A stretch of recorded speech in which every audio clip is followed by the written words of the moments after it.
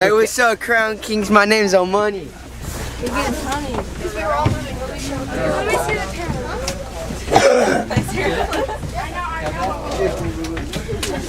As soon as you sit down.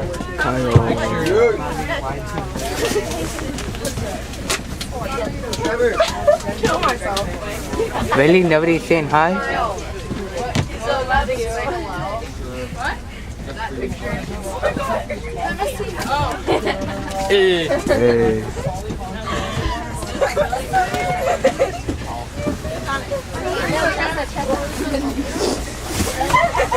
Everyone looks normal. It's not really screwed up. Oh, look at me. It's scary. Oh, this is oh my gosh. Have you seen what's going on? That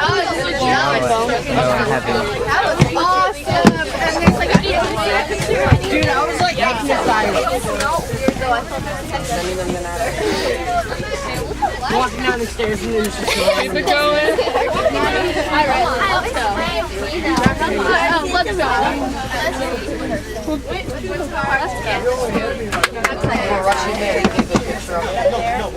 That's what Sean We're good. He's good. We're counted. Hi. How much is high?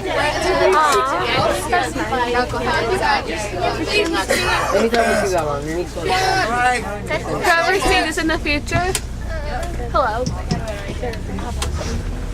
Subscribe down below. Hey, it's developing. You can do one of my baby cows. Vegan is nice to watch. It's developing. Even though no, you smell like hot pepper, put it in the dark. It will come out better. Huh? Put it in the dark. The darkness. Yeah, we have a lot of t-shirts there, guys. Please. I think it's the Okay, we're going to be talking about the last big battle now on July 3rd of 1863, Pickett's Charge. Now, when General Lee's going to look across the battlefield where we are, he's right across from us here. You'll see the white base of Virginia in a minute. He's not happy with me and Hancock. There's 24 cannons around the group of trees at the angle up here. So he's going to use 150. Twice the amount he ever used in a battle before. Those cannons start down at the Peach Orchard, came up the Gettysburg Road, then fall back to that tree line. Remember we drove down there? We saw a lot of cannons out there. Now, 1 o'clock in the afternoon, he started to fire those cannons over here. The North answered back with 105. 15 minutes later, you couldn't see anything. The whole valley is nothing but white smoke. You know, they're going to fire cannons at each other for 2 hours. The Southern Army has 1 to 6 rounds a second come over here. 1 to 6 a second. 6 out of 10 are going to fly over our bus and hit on the back of the ridge. Let's go behind that.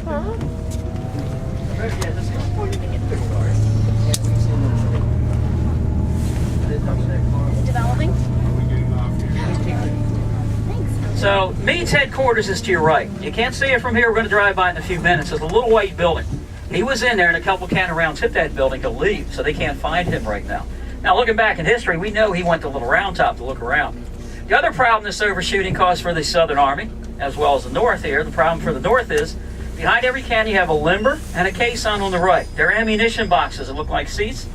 When these three are empty, they got to run down the Tawnytown Road back here, a mile back to the supply train, fill those boxes with ammunition and try to come up here. And as they're coming up the back, a lot of those wagons are being blown up. So the Southern Army was hearing a lot of noise, a lot of smoke, a lot of fire come off the ridge. They think they're damaging the soldiers and cannons. They've been blowing up the ammunition. This went on for 2 hours. Finally, Henry Hunt taught artillery at West Point. He said he knew the Southern soldiers were coming out of that woods and he couldn't find Meade. So he made the decision to stop the Northern cannons. Now, Porter Alexander, the Southern Army, he's trying to see up here, and there's still a lot of smoke here. We do believe he sees cannons being pulled back. But that young colonel's so excited to tell Longstreet he's driven them away, he didn't watch long enough. The North is replacing damaged cannons. They aren't leaving this ridge at all. So word went to Longstreet, to Pickett, to Pettigrew, to Trimble to begin the attack. 12,500 Southern soldiers. They stretched for a mile and 300 yards out here. Now, they might have got 200 yards away from the woods when they're in trouble. The smoke's cleared enough. Northern cannon guys see them. They fire the cannons at them once again. Southern Army just keeps coming forward. There's no way to have those guys come back. How are you going to recall them back? There's no way to get them to come back. As they approach the Gettysburg Road out there, wooden fence on each side of the road like you see today.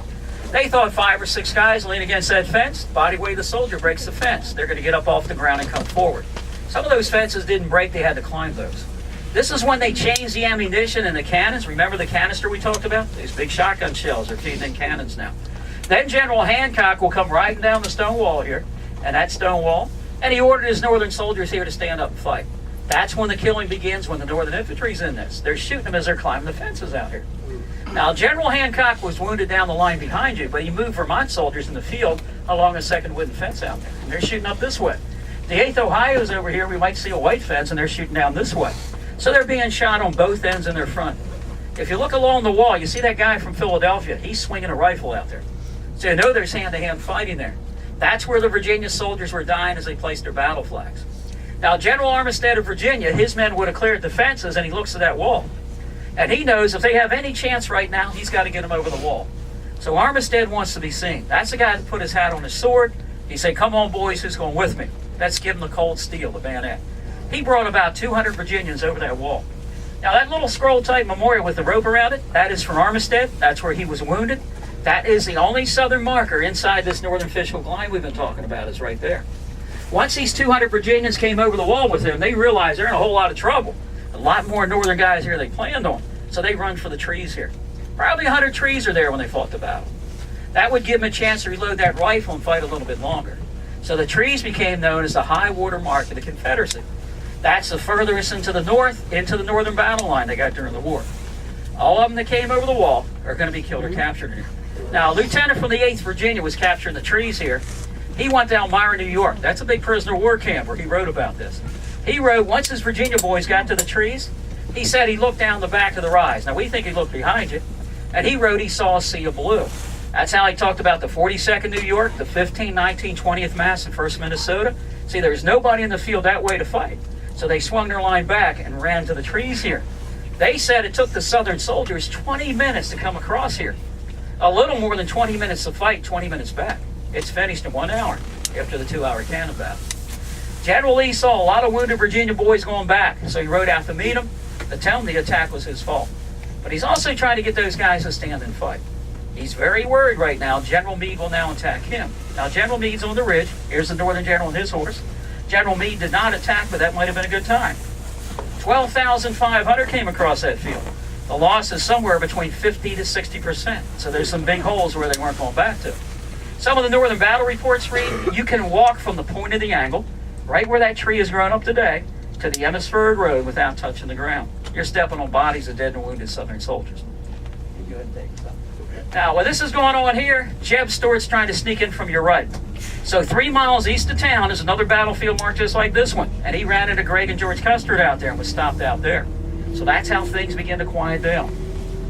4th of July, both armies are still here. No celebration of that holiday, though. But if you're in the Southern Army, you're waiting for these northern guys to attack across that field at you.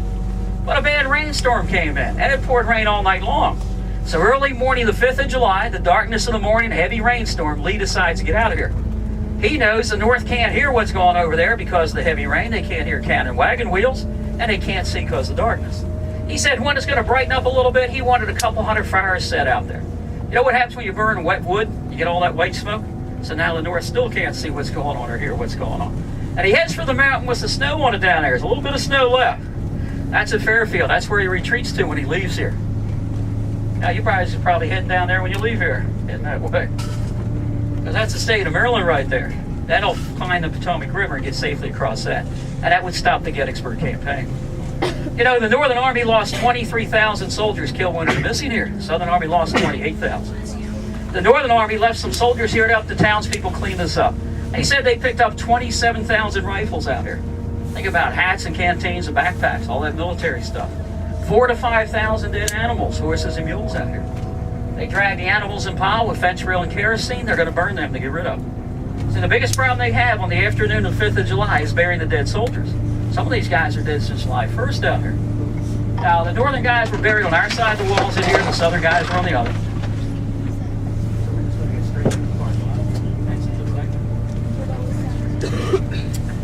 Now, they're going to dig a hole here. You may get down about 2 feet and you're going to hit a lot of rock. So you put a body in that little hole, and right next to it you dig another hole. So you move the dirt one time from the new hole right to the body, and that's how they buried these guys. And what happens in the summer here, we had some bad rainstorms come through here. The rain as well as the animals are exposing the bodies. So Governor Curtin of Pennsylvania had to do something. This is when he got the lawyer in town, David Wills, that I showed you his house earlier, to purchase 17 acres up there, which became the National Cemetery. He also put out a contract in the town. A guy named B. Sticker lives on the south end of the field. He will bid $1.59 per body. To get his $1.59, he's got to dig up the Northern Soldier. Now, that's not a good job. They've been in the ground anywhere from 6 weeks to 6 months. Before he reburies a fellow in the hill, he's looking for identification to name. Maybe a letter from home or New Testament Bible in his shirt pocket. He's going right. He knows where to go. Right. Now, oh, did you go there yesterday? Oh, okay. You saw a lot of stones up there. And they were buried by what state they fought for. They figured out what state because of the button on the uniform. That's where you wear your state seal. Okay? Yeah. Okay, this is Meade's headquarters right here, little white building. And some of the cannons shot. Yeah, a couple of rounds hit that building on the left, forced Meade out of there, remember. There's a nice picture of that house and barn on the Park Service map, how that road back here is all torn up with the stone wall. Because all those southern rounds were coming back here instead of up there where they needed them. And they couldn't see that because of the smoke in the valley.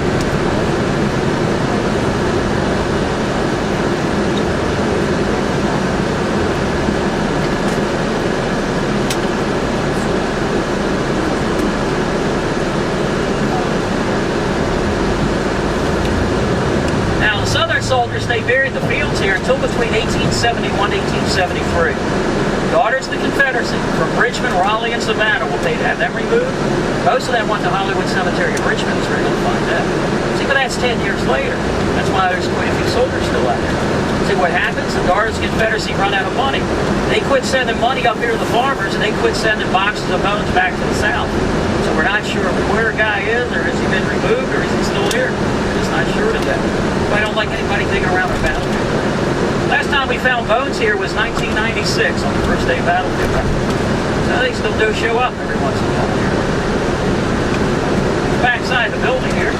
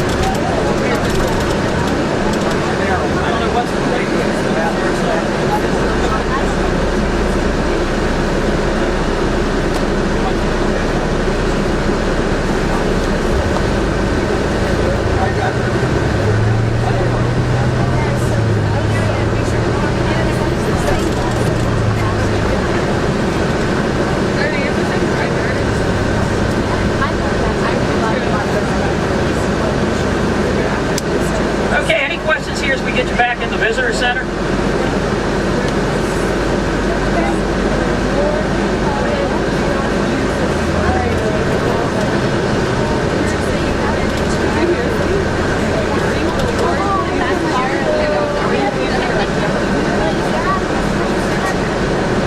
Okay, we're going to get off just to use the bathrooms, nothing else. Yay, bathroom And time. it's really a good idea if you go because we're going to be traveling down to DC now. Yeah, duty. A little more an hour and a half. And a Yeah, moment. this time on a Saturday morning. Oh yeah, you're gonna have lunch somewhere along the way. You guys hungry? Yep. You're dead. You're always hungry. Thanks for coming by the park here today. Thank you. Yeah. Okay, yeah, you've been in. Hi.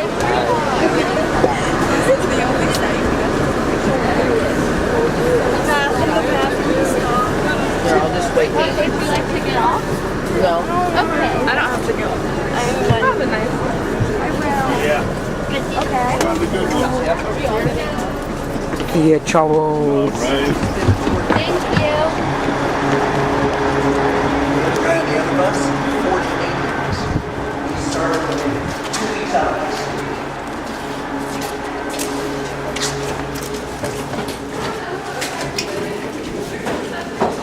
Why are you running